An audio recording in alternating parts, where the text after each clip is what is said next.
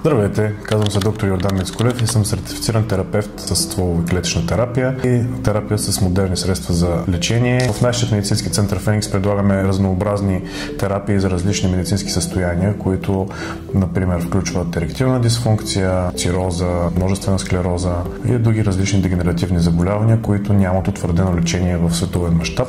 Провеждаме интравенозни, локални терапии с стволово-клетъчни препарати и екзозоми. Също така, освен терапевтични процедури, предлагаме и козметични процедури, които също включват стволово-клетъчни препарати за подмладяване на лице, за подмладяване на полови органи и различни други структури в човешкото тяло. Допълнително занимаваме с реокситерапия с спортисти, която е специфично интермитентно излагане на хипоксия, хипероксия и помага за подобряване на спортния перформанс, както и за издържливостта. По специалност съм инфекциозни болести, но се занимавам с анти-ейдж биохакинг последните 3 години. Тук в медицински център Феникс напредваме с бързи темпове, с най-модерните средства за терапия и с истински анти-ейдж. The doctors are wonderful. The staff is wonderful, very professional.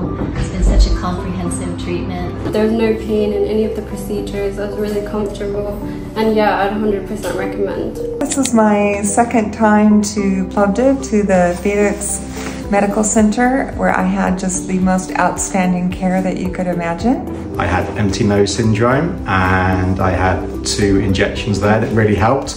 I've just come back for a second round of treatment to hopefully get some further improvements. But overall, I'm really impressed with the treatments here, and the staff at the clinic have been excellent as well. The staff is very professional, very warm. They're like a family to us now. Клиника очень хорошая, я доволен много. Здесь очень хорошо и приятно, мне нравится. Буду у вас лечиться до конца, до победного.